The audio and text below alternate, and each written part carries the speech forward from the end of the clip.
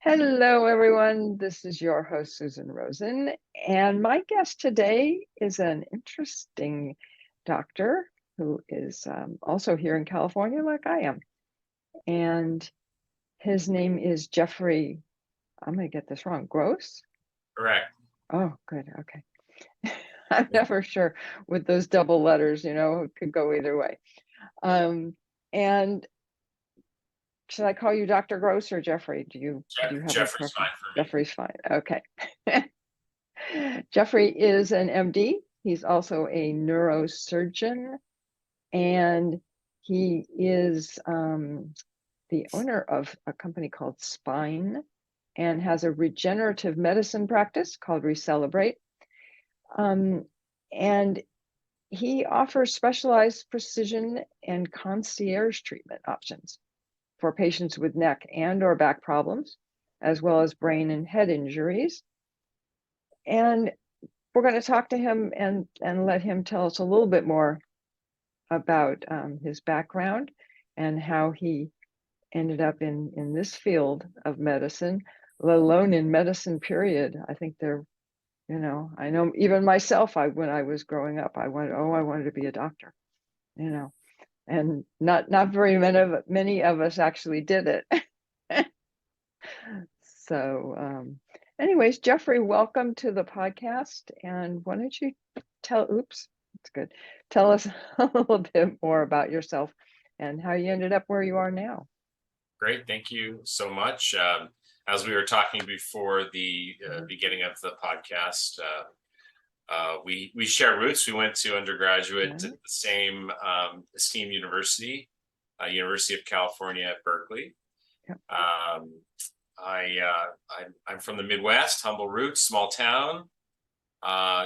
Work ethic and all that, and was fortunate to move to Washington D.C. area to go to high school, and then out to the West Coast to go to Berkeley. I was narrowing it down between M.I.T. and Berkeley, and how to visit at Berkeley, and I was sold. It was beautiful. So also it's not the Boston weather, so that was good exactly too. Yes. And to have Nobel laureates as professors, and the Division I traditions and all that was great fun. And I have a degree there in biochemistry, which is oddly part of what's called the College of Letters and Science, as you may recall from there. Yes. And even though some of that's been reorganized since I left, it was really more of a degree in the molecular biology.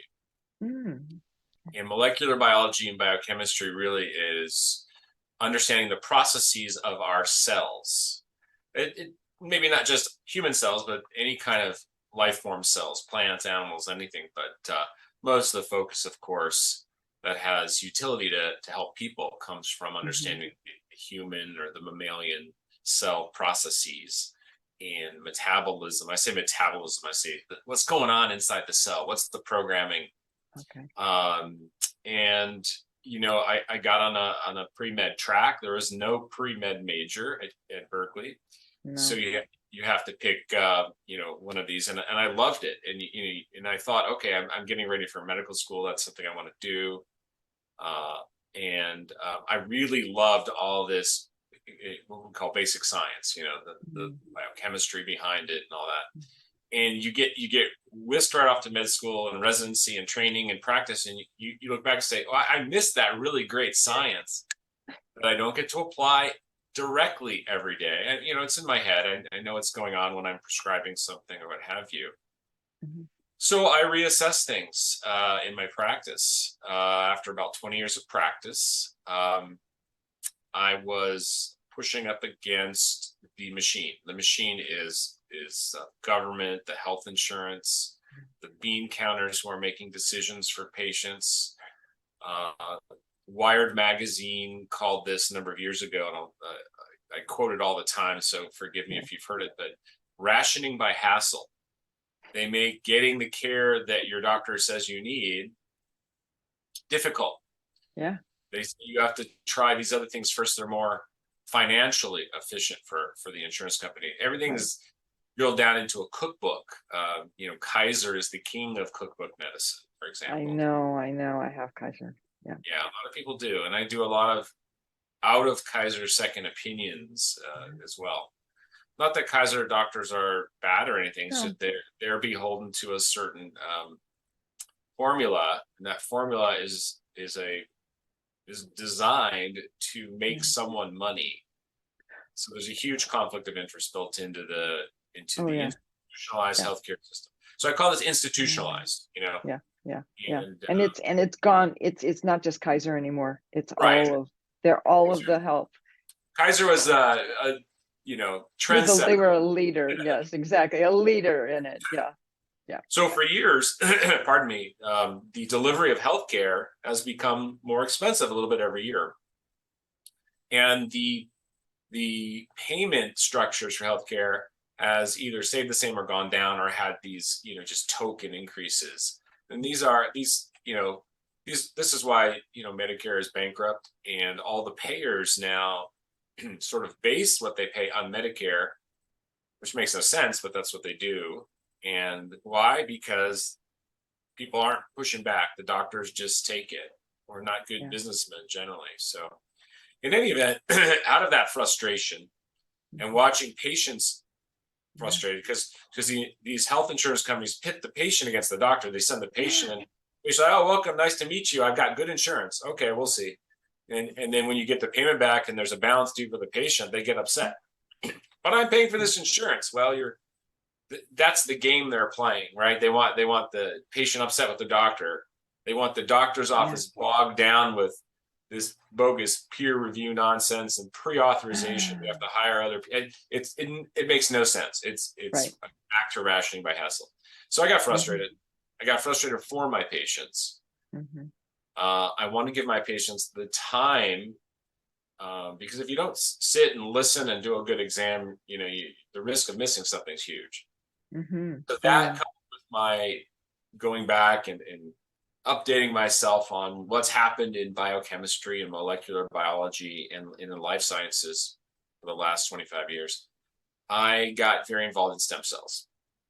And I started going to additional training, and I started to employ that in my practice. And now a part of my practice has become not only regenerative medicine, but regenerative is really anti-aging medicine. So, and maybe the word medicine is wrong because it's so simple. Some lifestyle changes that earlier we start, the more we get out of them. So that's the long evolution. Thank you for letting me, ambulate around that. So No, all of that's super interesting. Absolutely. And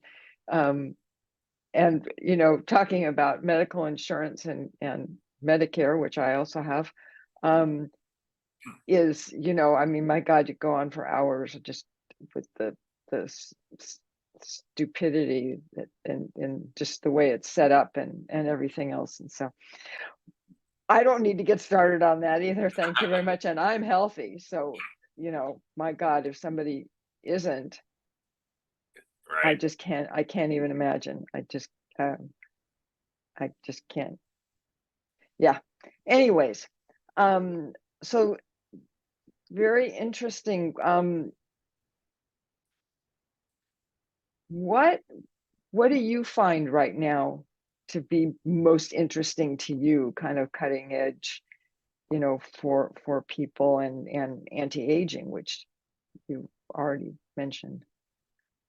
Well, I sort of divide anti-aging into 3 levels or buckets. The primary level is very simple, mostly free things you can do. We're talking about lifestyle, exercise, vitamins, supplements, proper rest, breathing, all kinds of little things that add up. And when I do an anti-aging consultation, that's phase 1. It doesn't really cost much. Maybe the cost of the vitamins or something like that, which are expensive these days. They are not just necessarily yours. I'm just saying the whole supplement industry is also. It's fair, and I currently I don't offer any or make too many recommendations. I buy mine online, have them shipped to Yeah. the house. So do I.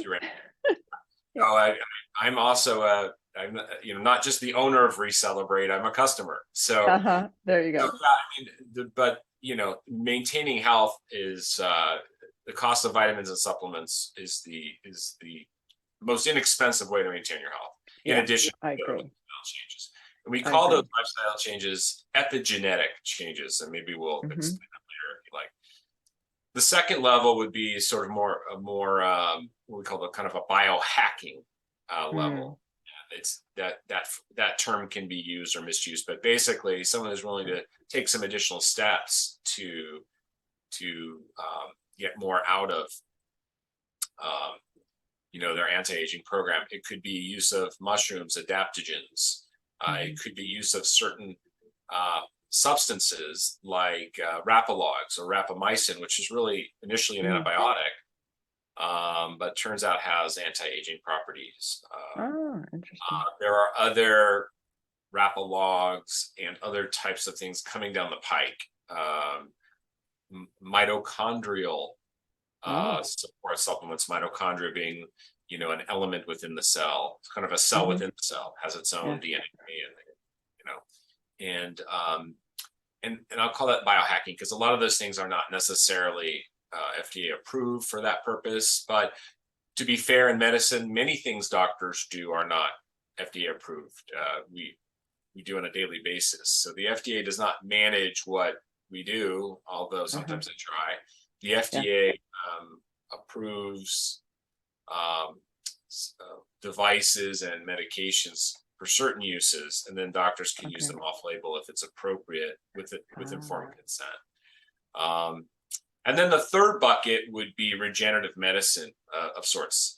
Our body has the ability to heal itself. For example, Susan, do you have young family members in your family, maybe children, grandchildren, or nieces, nephews? Just sort of. Yep. So you're outside. They're riding their bicycle, whatever. The young person falls, skins his or her knee, and they cry. And you clean the wound, and you give it a kiss and put some bandage on it, and they're all better. 3 days later, the Band-Aid falls off, and the scab is almost done. It's gone. It's healed. Yeah. You and I bump our elbow, and we've got a bruise for 2 weeks, right? Okay. Yep. Why can't we heal like that 7-year-old or 3-year-old? Why? And it's the same body, the same DNA. And the answer is we can with some help. That machinery that heals us, that repairs, that regenerates us, loses its efficiency over time. We can talk about why that is and how that correlates with disease and age, if you like. But in short, regenerative medicine is amping up or revving up our own healing system.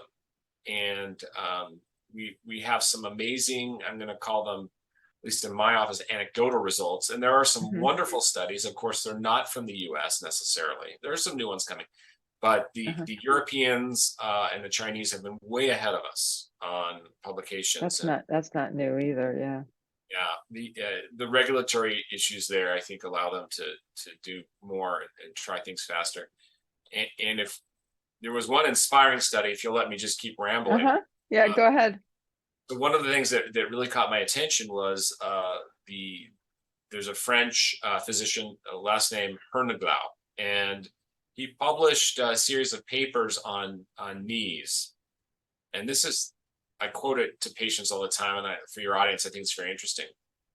They took patients in France who were recommended to have a knee replacement. So this is a group of people whose orthopedic doctor said you're either bone on bone, or you have a degenerated, or what some doctors use this phrase, arthritic knee, even though that's probably a garbage term and misused.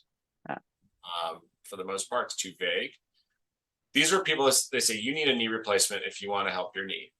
So Dr. Herneglau came in and said, I'm going to offer you, to this group of patients, I'm going to offer you an option. Would you like to join my study? We're going to do some injections of stem cells. You can either have the knee replacement or join my study. And he compared the groups.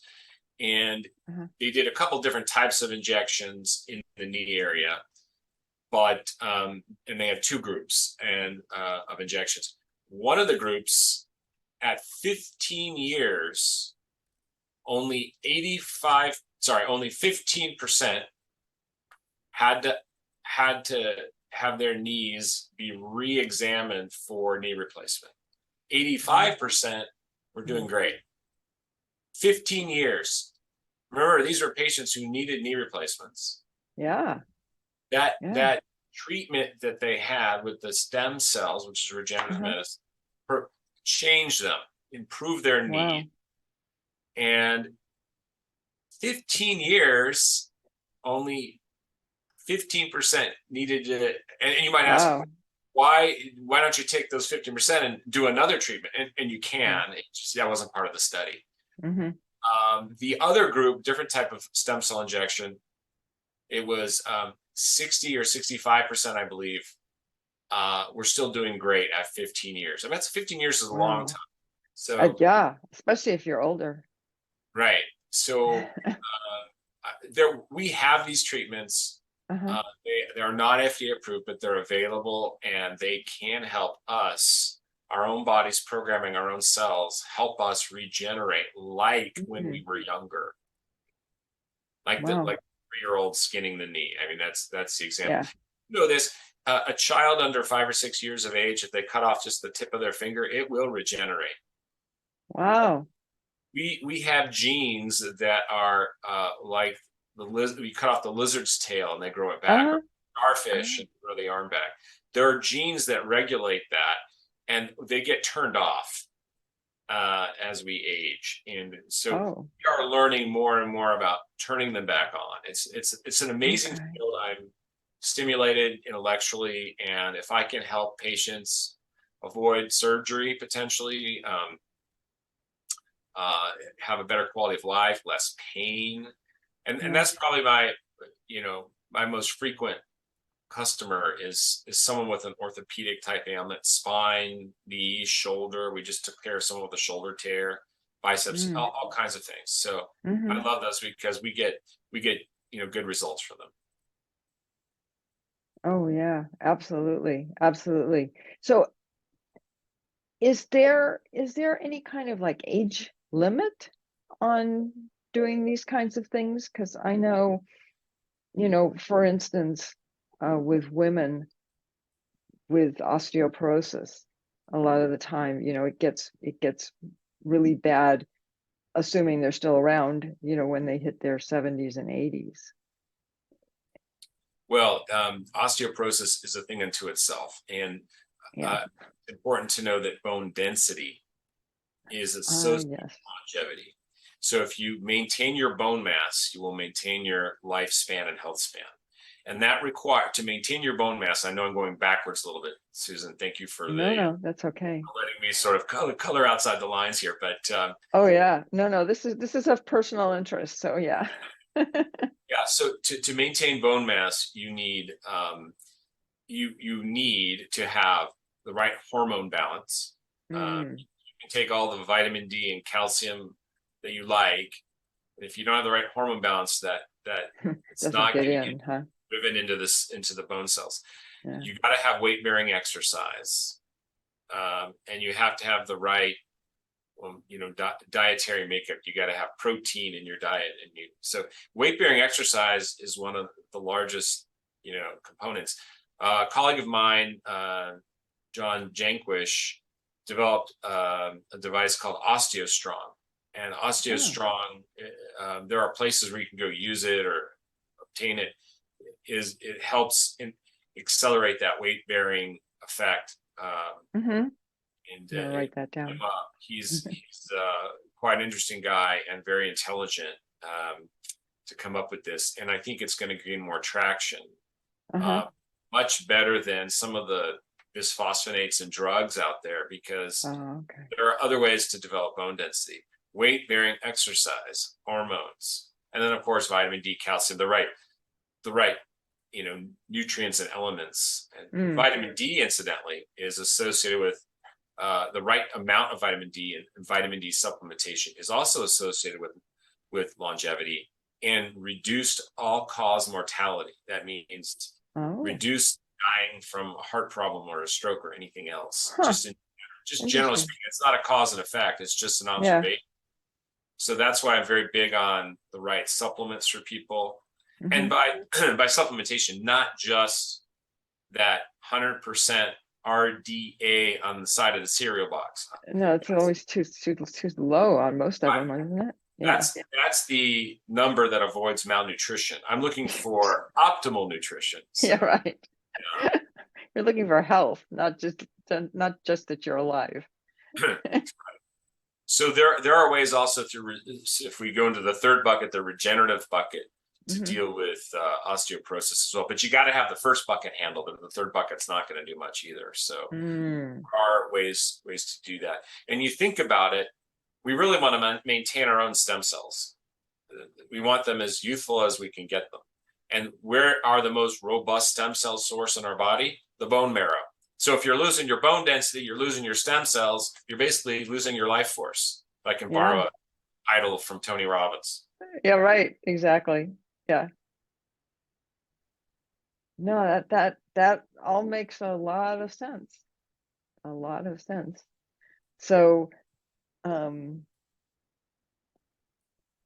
out of curiosity, are you the only one around that's doing this, or are do No, you have lots of compatriots that are? no, there's quite a group. There are a couple of regenerative medicine Uh-huh. associations to. Also, there's the Oh, American okay. Academy of Anti-Aging Medicine called the Ah. ARM because of the four A's. Uh-huh. Okay. Very alliterative. There are biohacking groups Yeah. that I belong to, that others belong to, and these are I'd say more professional level groups, not just clubs that Right. share the latest nootropic, which is also fine and cool. I like that too. It's just Uh-huh. no, I'm not the only practitioner of biohacking, regenerative medicine, and anti-aging. They're Mm. everywhere. Interesting. Yeah. Yeah. Because biohacking, I mean, that term has been around for quite a while Right. as well. A lot of amateurs out there starting with that. Right. And we've learned some things from them, and we continue to Uh-huh. because they're going to try some things. And but biohacking can be as simple as getting the right amount of sleep and Mm. room, all the way through different use of these compounds that you can try for enhancing your cognitive function, and Ah, okay. are called nootropics, and which Right. are quite amazing. You think about it, like caffeine's a nootropic of Yeah. sorts. Yeah. Yeah. Yeah. No, exactly. Exactly. Yeah. Um, I know I take a couple of things. Memory. Memory things primarily. That's my main problem. We have things that are helpful for cognitive function, not only the nootropics. They're all the right diet and supplementation. Uh, Exercise, exercise, yeah. and increasing cerebral blood flow, brain blood flow, and just like it's good for bone density, is actually good for cognition. So exercise is basically the way to stay as young as you can. The one thing that could limit you, of course, would be a joint problem: knees, hips, back, and that's where we come in with other spot treatments. But one of the most exciting aspects of regenerative medicine Uh-huh. is not just stem cells, but something called exosomes. And exosomes are small vesicles given off by stem cells or cells that Ah. communicate with their neighbors, and they're giving a signal saying, "Hey, let's program ourselves. All you cells in the neighborhood, we're going to program ourselves to reduce chronic inflammation, to repair, to regenerate. More youthful channels. We're not going to watch PBS. We're going to watch cartoons." So it's a youthful programming, and that's the basis of some of the treatments to help people regenerate, to help people heal. And these exosomes are available, and they're a lot easier Oh. to deliver than stem cells. Plus, Uh-huh. they're so small they cross in what's called the blood-brain barrier. They get into Uh-huh. the Stem cells do not get into the nervous system because Interesting. those cells are too large unless you deliver them directly into the nervous system, which is not fun. Yeah, I wouldn't think so. Doesn't sound You fun. can have an IV of exosomes and they will travel into the brain. So we are seeing, there are papers out right now on scientific papers, the benefits of Parkinson's and Alzheimer's and other dementias, Yeah. other neurological ailments and cognition in general. Yeah. No, that's yeah, Parkinson's is not a nice disease. My father had that. Well, let's use that as perhaps a segue to talk about disease for a minute. Yeah. When you look at the diseases of aging, you're looking at you're in the Parkinson's, you're looking at Alzheimer's, you're looking at diabetes, acquired type 2 diabetes. You're looking at cardiovascular, plaque, atherosclerosis, hardening of the arteries.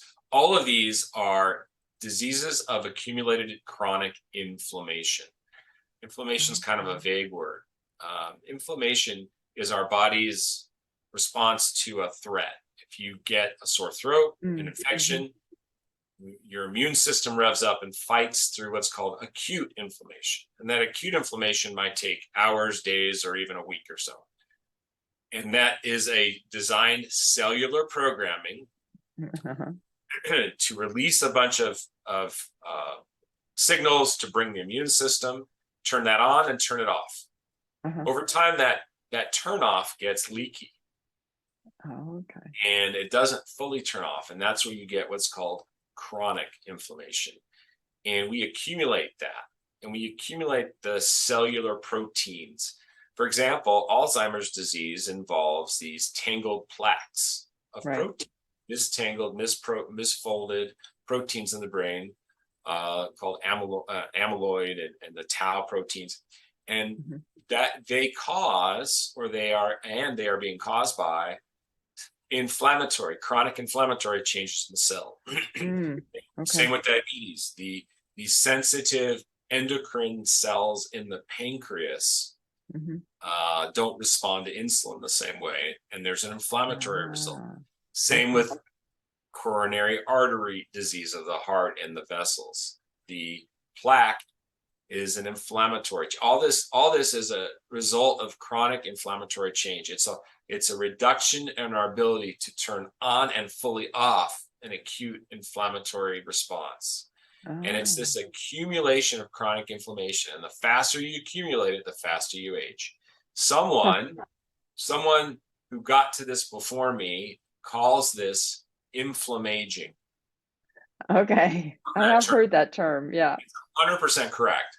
Our biological or physiological age, not just our temporal age on the calendar, our actual, how we're actually aging inside us is really a measure of chronic inflammation. And that's why you could take, two people of the same age, two 80-year-olds, put them right next to each other, and one's still, running a 5K every day and has muscle mass, and the other one is frail. And if you do the blood tests and you do the called the DNA aging test, the methylation and the glycation test, you will see a difference in these people because of their lifestyle and some genetics, but mainly lifestyle, what we call epigenetics, over their age. How well was their nutrients, their supplements, how well was their how they eat, environment, the exercise, and back to exercise. So don't stop moving. As a famous colleague of mine would say, motion is lotion. Yes, exactly. Yeah. Well, I try. My husband and I go for our walk every morning, and just got back to the gym, and then we just found out they're changing things around, and it's like, oh, okay. I'll probably have to go find another one.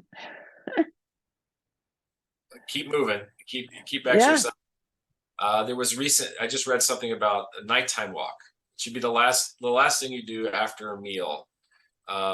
we have a light cycle and a dark cycle like plants. And Right. when light out, that's when we should be taking our calories. And when it's dark out, we really need the restorative sleep, and that exercise helps at the end of the day, helps thrust your metabolism into the dark cycle, and that we need that rhythm. Our cells, Interesting. it's good for the programming of the cells. So, and that's why melatonin supplementation at night may be more important than we think, because our pineal glands release this, and that's why if you've ever known a teenager, they're so hard to wake up in the morning because they release that melatonin and they sleep like babies for the most part. So after our teens, we stop making the melatonin robustly. And even people who sleep well say, I don't need melatonin. You may need it. It may be really good for actually your cellular metabolism. There are a lot of new papers coming out on replacing the hormones of sorts, even melatonin. So, which leads us into bioidentical hormone replacement. Controversial, it's expensive, but it that's why a lot of health plans don't like to pay for that. But it used to be that people said, well, as you get older, your hormones go down. The testosterone goes down in men, the estrogen, progesterone goes down in women, and that's just what happens. And the real cause and effect may be the other direction. We age because they go down. So as so some of these hormones keep the cell metabolism and programming where we want them in a less leaky, chronic inflamed state. And without so much of these hormones, even though it's considered normal to have it decline in the older ages, replacing it back at where we were in the younger ages seems to have youthful benefits. So make sure you meet with your doctor, you get informed consent on the risks and benefits of those things. But we have men now starting the testosterone replacement in their 30s and 40s. Wow. And the longer they do that, as long as they're watched and cared for, have benefits long term that accumulates. So you ask, you said your father would be about 118 now if he was still living. Is that possible? Is there a max? I think 120 is not out of the question. Yeah, there are people out there. Not just an occasional outlier, who ate a Mediterranean diet for the entire life, but we're talking about, a group, percentage of the population living well past 100. That's not far-fetched at all. No, I believe that. I totally believe that. There are so many robust 80-year-olds running around, some of them literally, that 20 years ago you just didn't see. Right.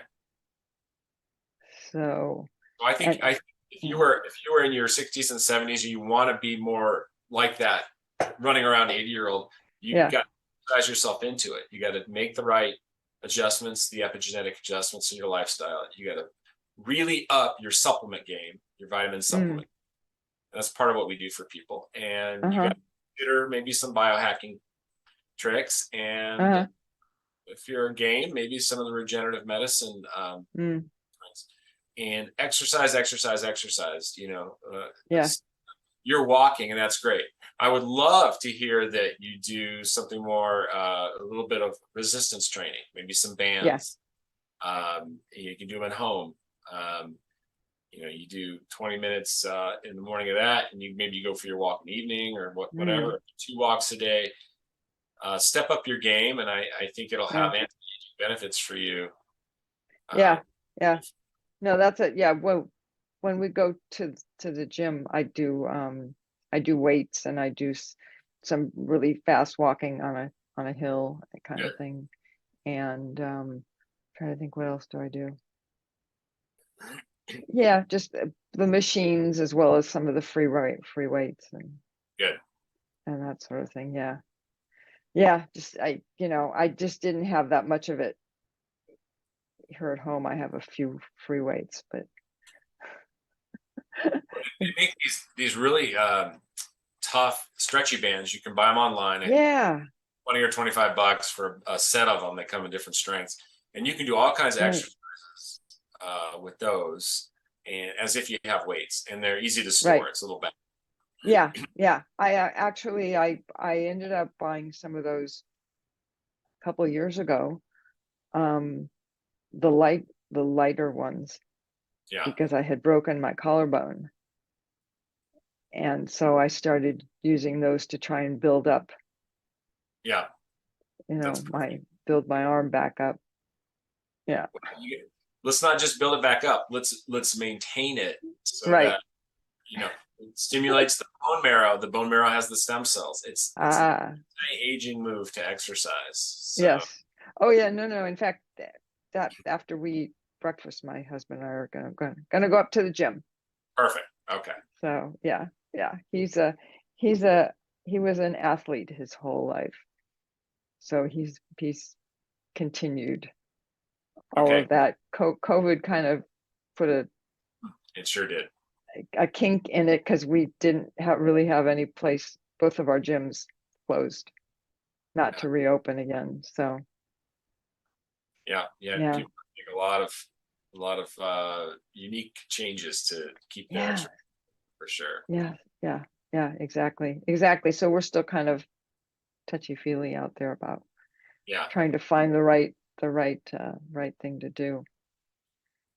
So yeah, so is there any sort of a resource that you recommend that people look at, when you're talking about supplements, you're talking about exercise, any of Well, those kind of things? I'm working on one. It's Oh, just not. good. I'm about halfway through Okay. a book I've been writing, and it'll accomplish most of this, cover it. But Uh-huh. it's ever changing. By the time it's published, there'll be new things to add. So, Well, uh, that's true. but yes, I mean, you have to do your homework. You have to get involved in this. You have to be proactive. You Yeah. have to make changes and stick with them. I take lots of supplements now that I wasn't taking a few years ago. Uh-huh. Uh, and because I got all these different bottles coming in from Amazon, what have you, I end up Yep. buying these. They make these very little. I wonder if I have one with me. Very small Ziploc bags you can buy for pills. And Ah. yeah, I'll pull one out here just to show you because I I pre-package them every 2 weeks. Otherwise, it's a lot of work. And I put all my daily Uh-huh. is the light. Yes. I have those. I use Yes. those for I my supplements as well. got my fish oil. You got your vitamin D. And I'm doing fish oil now 3 times a day. I want to get at least Ah, 3,000 milligrams. Yeah. interesting. Okay. So That's uh, good to know. doing the vitamin D, I do twice now. I'm low in vitamin D on my blood test, so I'm genetically low. So I really want to amp that up. So I'm doing Ah. that. I'm doing lots of new mitochondrial support things like L-biba, it's BAIBA, Oh, dihydroberberine, okay. spermidines, and these you can find them on Amazon. Yeah. Yeah. Right, I can easily spend a couple $100 a month on supplements, We do. and then protein. We do not. Americans do not, and probably humans do not get enough protein. We were designed to be protein-based organisms. You've heard from Star Trek or whatever. We are carbon-based life forms. Yeah. It's not exactly true. We are protein-based life forms with carbon support structures. Okay. So we don't want the carbon so much. Carbon comes with everything, but we are protein fixing animals, just like plants are. We need our protein if you want to be maintaining and even gaining some muscle mass. And muscle mass is also associated with longevity. Mm-hmm. If you want to be maintaining your muscle mass, you need to probably have upwards of 1 gram of protein per day per pound of body weight. So Wow. then let's assume you weigh 120 pounds. That means you would need Yeah. 120 grams of protein a day, and that's hard to do. Okay. And that's why I recommend that you get a good supplemental protein. I'll admit I like the chocolate flavored ones, and I get the low calorie ones because I don't want the calories, but I get I put it in everything. I'll put it in a bowl of yogurt. I'll put it in my coffee sometimes. Oh, I'll turn Okay. this into a hot cocoa. Uh-huh. And because 2 scoops of that I think is 30 grams. So that unless you're having, chicken, fish, and beef jerky all day long, and we're Mhm. not. Let's face it, protein's No. expensive. A good protein. So you got to get your macros, called the macros, right? You got to get your protein in. Okay. And then if you have weight issues, Uh-huh. then that's a whole different conversation. Obese fat tissue is inflammatory. So we talked about the diseases of inflammation. So Yeah. being obese is a pro-aging problem. Amongst other things, right? I mean, Correct. Yeah, it's it bad on has your a knee. whole host of issues. Yeah. Yeah. Yeah. No, it's yeah, it is interesting because I don't know, I don't remember, was it like 10 or 20 years ago that all of a sudden protein wasn't good for you? That was the thing. And so everyone's cut down on their protein. To be fair, too much protein can hurt your kidneys. But Right. very few But people are having that problem, and the people that have yeah. that problem probably already have some kidney issues. Yeah. Hmm. Yeah. But I just remember it was even just for weight and other things, and they were saying, oh yeah, to eat less protein, which never really made a lot of sense to me. No, we need But our protein. The brain needs the protein. yeah, Yeah. yeah, yeah, yeah. Does your heart need it as well? Well, all the muscle tissue All needs the it. muscles, yeah. Okay.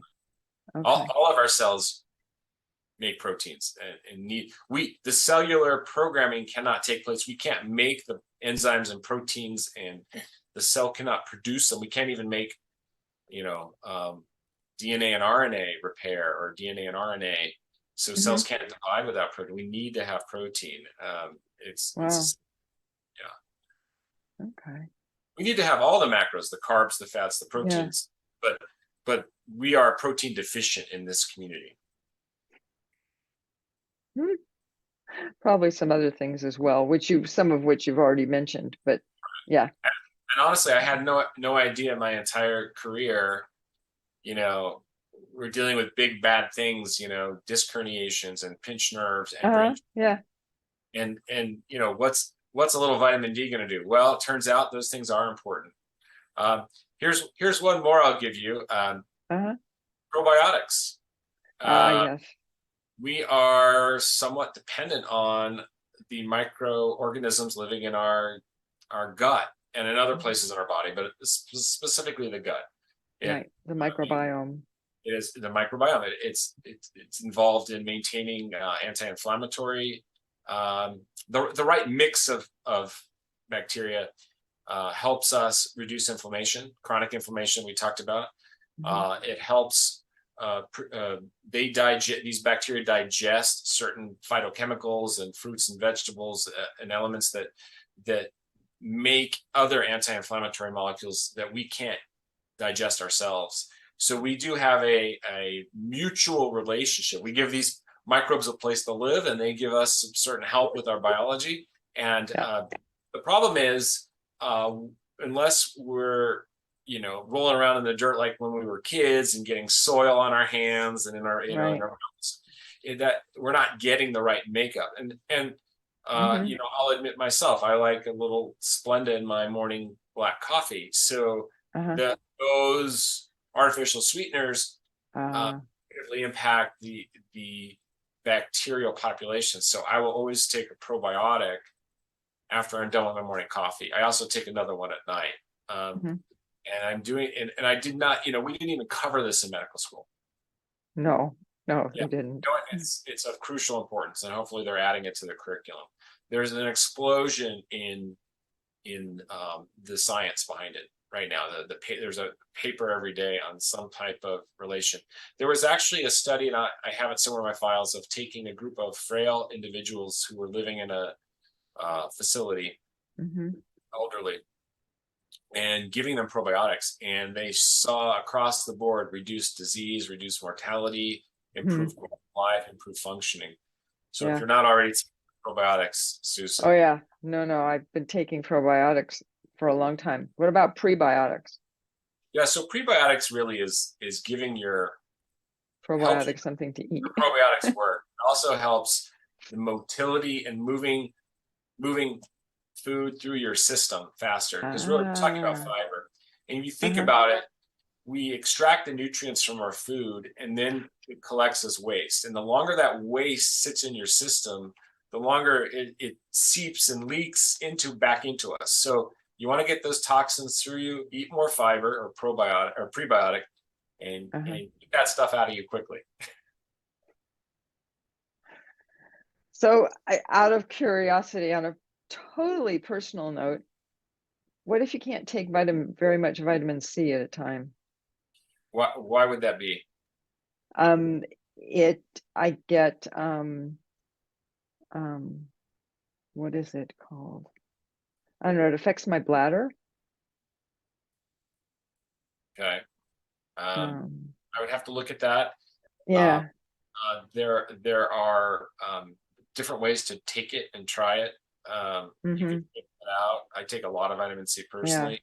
I know Um, that's what I used to do, and it turned out to be too much for me.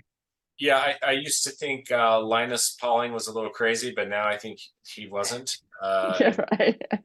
for those listeners who don't know, this is sacrilege because we're talking about a Stanford grad who's the Oh my God, I know. but he's a double Nobel Prize winner, and he was known for taking 10 to 12 grams a day of vitamin C. Well, it Yeah. turns out that there's actually a protocol for treating cancer, that you take 50 or 100 grams IV on a Whoa. periodic basis, and it's quite significantly beneficial. You won't hear much about this because big pharma is going to keep it quiet. But Yeah. you so I tend to take anywhere from 8 to 12 grams a day. Uh, Okay. uh, my hack is I don't like to take a lot. I got to take enough pills as is. I get the chewables. Uh, Ah, I don't okay. know if it's chewables or what, but and then if I'm really hungry and I'm not ready for a meal, Uh, I can eat a handful of those, like it's a handful of almonds or something, and I feel like, oh, I've just had a meal, so I'm full now. I don't know if that's gonna help your bladder issue or not. yeah, yeah. Not sure, if spacing it out throughout the day makes a Yeah, difference. that's what I try and do. I try and just take smaller amounts at a time. Yeah, Yeah. So, there are different ways to get vitamin C. Obviously, besides food sources, so it could be the form. If it's irritating or just causes you go all the time, there might be no, a it's solution irritating. for that. Yeah, It's no. irritating. Yeah, yeah. So, Um, anyways, we don't need actually on this, the whole rest of the world doesn't need to know about my yeah, bladder problems. there's like permitine and things you can take to reduce bladder irritation. Ah, okay. Yeah. There may be some hacks so that you can get your Right. vitamin. Yeah. Yeah. Yeah. And Yeah. by the way, Yeah. No. regeneration, which is really Uh-huh. staying young, anti-aging, requires vitamin C. That's one of the needed vitamins. Oh, yeah, I'm sure. Vitamin C. You got to make collagen, and that's required. Yes. Yes, I know. I know. So I try and eat more fruit and um things like that. Food doesn't particularly bother me. I Right. just I think I just took what for my body at the time was too much of the vitamin C. Or it might have been the kind, you know. Yeah. Some experimentation there. Yeah. Some biohacking to figure it out, but Yes, I think so. I think so. Absolutely. Absolutely. So, anyways, well, we've been on for a while and all very, very, very interesting. And I'm sure we could probably talk for a lot longer because there's a lot more information out there. So, I'd be happy to talk again at some point. oh, okay, that'd be great. Finish, my book. We'll get you a copy, and Yes, if please. to you and your listeners, we can talk about the new things that have come up since today's talk. Yes. Oh, exactly. Exactly. I know. Well, you'll have to start a newsletter or something to keep everybody up to date after that. That's a good point. Thank Uh-huh. you. Yes. So why don't you just give us a short little, what's the most important things for people to be thinking about, to be looking out for? I mean, I understand that not all the same things don't apply necessarily to everybody, but Right. you know, Well, I think first and foremost, make sure you get your annual checkups and your preventative care, mm, and that's just the big stuff.